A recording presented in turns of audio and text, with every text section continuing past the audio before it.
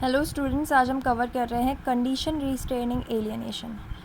कौन सी ऐसी ये टीपीए का टॉपिक है और ये कंडीशन रिस्ट्रेनिंग एलियनेशन का मतलब होता है जहाँ पर हम एलियनेशन को रोकती हैं वो कंडीशंस वो वॉइड होती हैं। अब कैसे होती हैं, क्या होती हैं, वो सब हम इस लेक्चर में पढ़ेंगे। तो इंट्रोडक्शन सबसे पहले देखेंगे, उसमें बताया है कि एलियनेशन क्या है। A voluntary and a complete transfer of title of property from one person to other.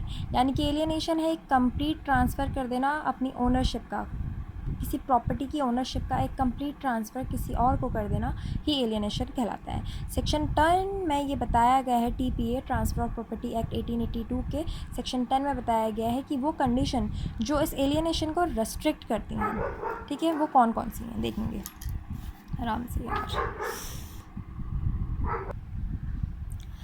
तो देखिए, where the transferee absolutely restrain from the transferring his interest and his property to another because of a condition which came along when the property was transfer to the transferee, then this condition will be void.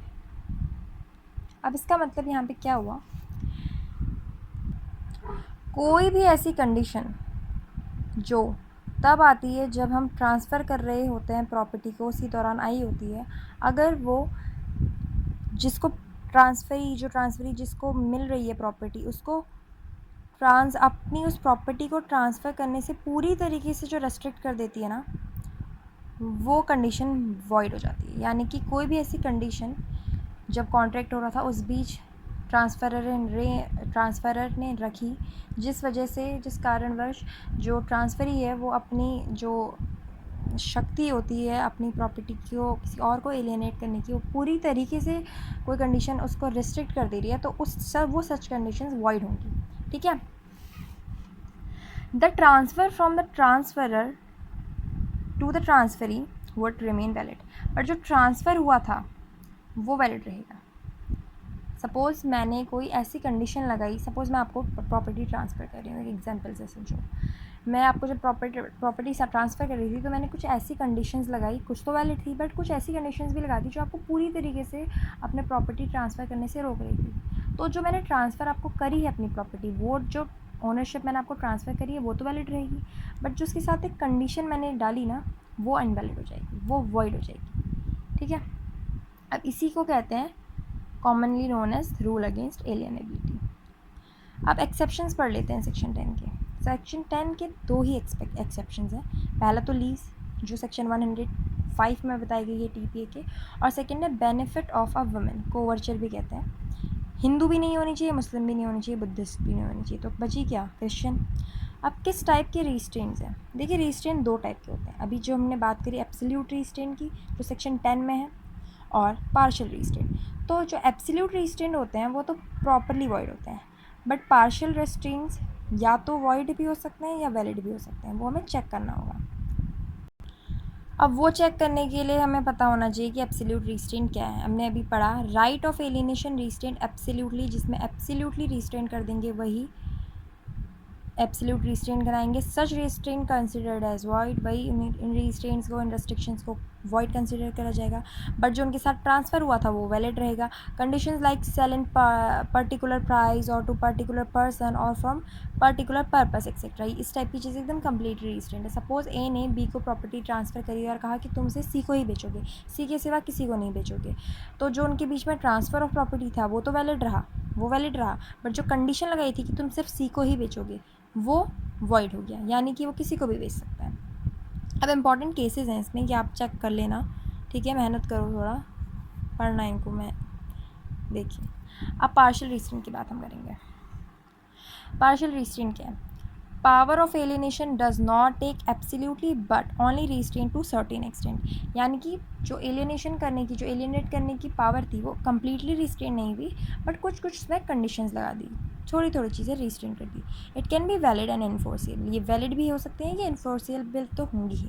Suppose it can be void to like price fixed of selling by the transferor. हाँ, ऐसा होगा कि suppose अगर कहा कि चलो आप किसी को भी बेच दो अपनी प्रॉपर्टी, बट इतने ही प्राइस में बेचना, तो ये कंडीशन क्या होगी, इनवैलिड हुई ना। ऐसा थोड़ा है, क्या पता आज जो ज़मीन कम रेट की है वो कल ज़्यादा रेट की होगी, तो ऐसे तो ट्रांसफ़र ही का नुकसान हो जाएगा। तो इस टाइप की ये पार्शियल रिस्ट्रेंट हुआ। पार्शियल रिस्ट्रेंट से क्यों कह रहे हैं, क्योंकि ऐसा तो नहीं बोला उसने कि बेचो ही मत या फिर स्पेसिफिक को बेचो, बट उसने बोला कि फ़िक्स रेट में बेचो। तो यहाँ पर बात आ गई कि ये इस टाइप की चीज़ क्या हो जाएगी, वॉइड। अब इम्पॉर्टेंट केसेस हैं, देखिए ये 2 केसेस डाले हैं मैंने, चेक करना है इन्हें। अब सेक्शन 10 जो हमने पढ़ा था, एक्सेप्शन पढ़ लेंगे उसके। लीज और क्या पढ़े थे, दूसरा क्या था, मैरिड वुमेन वाला जो था, benefit of women except Hindu Muslim and Buddhist.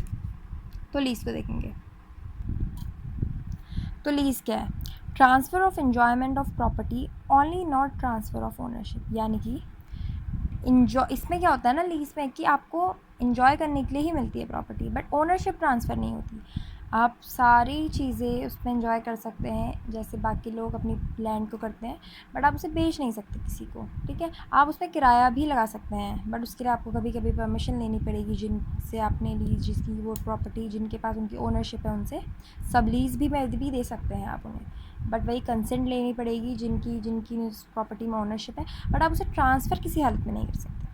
क्यों, क्योंकि आपके पास ओनरशिप नहीं है, आप ट्रांसफ़र नहीं कर सकते उसे। अगर condition restraining alienation are valid in case of lease if it for the benefit of lessor और दोज क्लेमिंग अंडर है। वही है कि कभी कभी कुछ रिस्ट्रेंट्स अगर इसमें लगते हैं तो वो वैलिड भी हो जाएंगे अगर वो लेसर के बेनिफिट में होगा, ठीक है, उस टाइप के रिस्ट्रेंट वैलिड हो सकते हैं। अब इंपॉर्टेंट केसेस देख लेना, इसमें ये है, इसमें बता रखा था कि condition that lessee had to return the property when lesser needed is valid।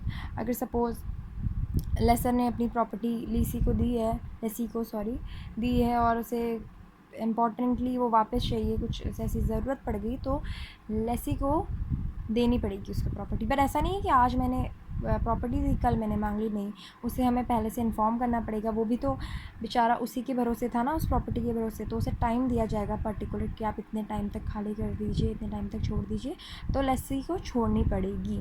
But उसके पहले क्योंकि इसके पास पोजीशन तो उसी के पास रहता है, तो एक पर्टिकुलर उसे टाइम दिया जाएगा कि आप इतने टाइम में कुछ अरेंज करिए और छोड़िए। तो इस टाइप की कंडीशंस वैलिड रहेंगी। अब मैरिड वुमेन वाली जो मैंने बात कही वही कि वो मैरिड होनी चाहिए और वो ना ही हिंदू होनी चाहिए, ना ही मुस्लिम होनी चाहिए, ना ही वो बुद्धिस्ट होनी चाहिए। तो ये हमने कवर करा, हमने शॉर्ट में समझा कि क्या है कंडीशंस फ्रॉम रिस्ट्रेनिंग एलियनेशन, ठीक है। जो कम्प्लीटली रिस्ट्रेन करती हैं वो कंडीशंस वॉइड रहती हैं, पर जो पार्शियली रिस्ट्रेन करती है वो वॉइड भी हो सकती हैं, वैलिड भी हो सकती हैं, वो इन्फोर्सेबल भी होती हैं, और उनके एक्सेप्शंस देखे।